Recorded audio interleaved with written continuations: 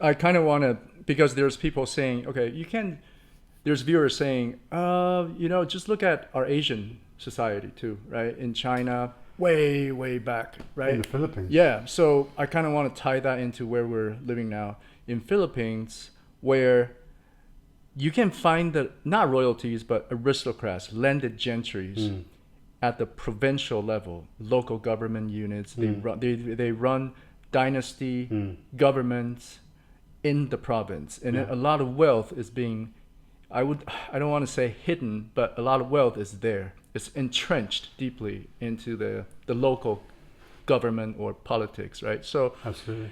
How's that compared to the UK class system as you know it? I don't. Well, 150 years ago, or maybe 200 years ago, actually, these days, wealth was land. That's no longer the case. Wealth today, I think in almost all parts of the world, apart from Russia, for example, there are other examples. Money is industry. And increasingly now, because we've gone through the Industrial Revolution, now into the Information Revolution, that Information Revolution is now heading towards the singularity. AI, yeah. AI and the singularity. So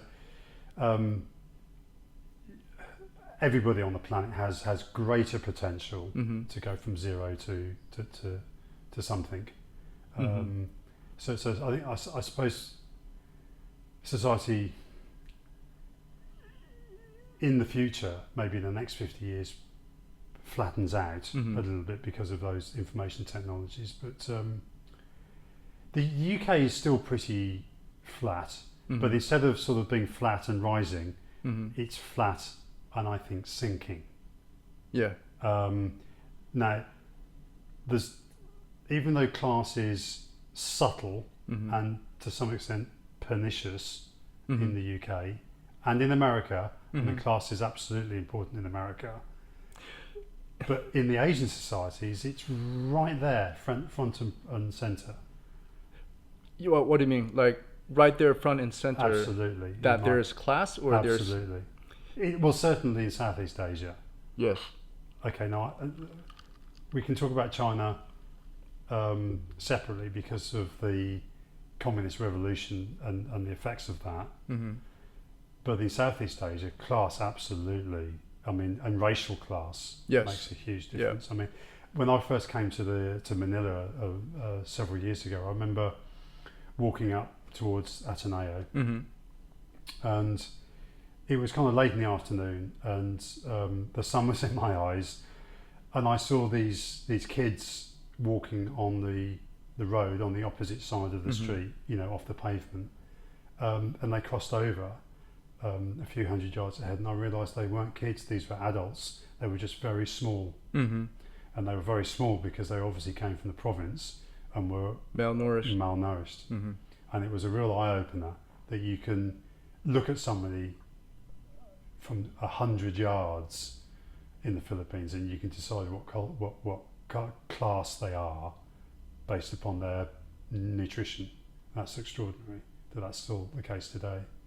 I mean, you know what it's like, when somebody from that side of town over towards the Viejo goes to the mall, right, and had people totally out of place on a Sunday when everyone's dressed up and they're all wearing their sort of wealth signals, right, which is often watches, in a kind of vulgar manner, or they're dressed in some sort of fashion.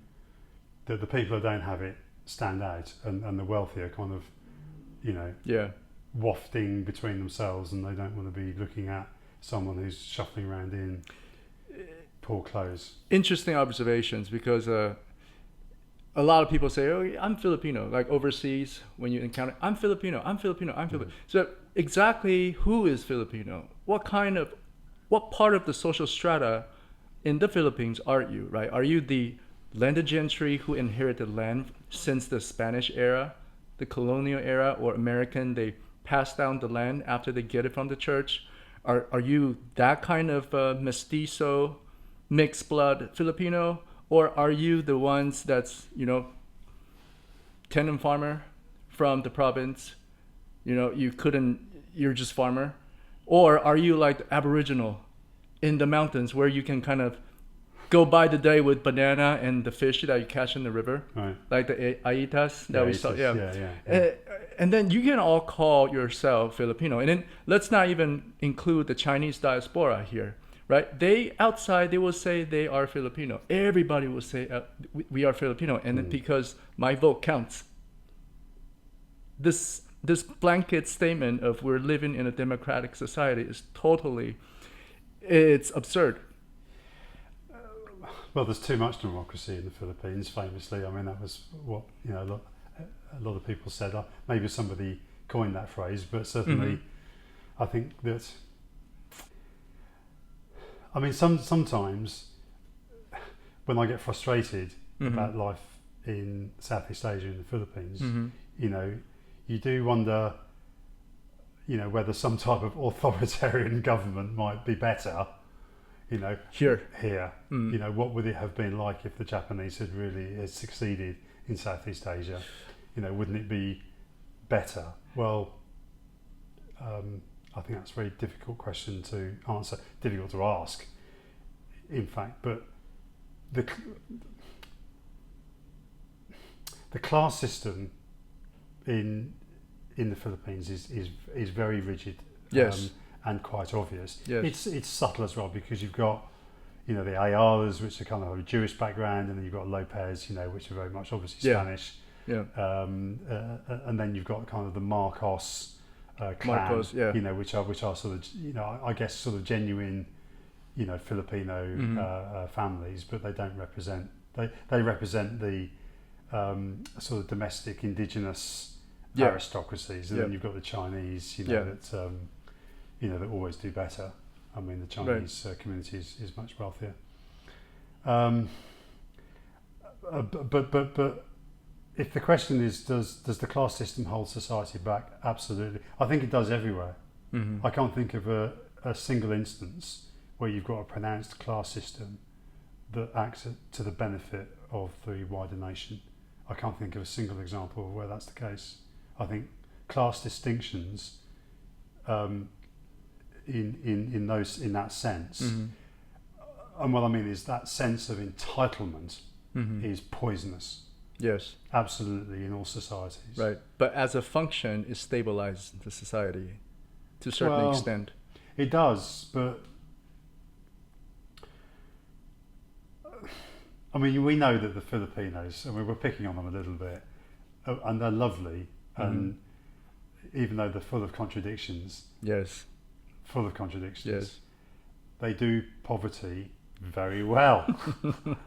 they do it well. I mean, they're very content, or they manage their discontent, very well. I mean, I was in the province recently in Mindanao last week, and it was wonderful, and people reacted to me very well, and it was, terrific. But you're wandering around and seeing people sort of sat in doorways, and on porches with their sort of feet up, staring at cell phones, not necessarily getting very much done. But if they get their bowl of rice a day and some vegetables, and they're very happy, and that's it.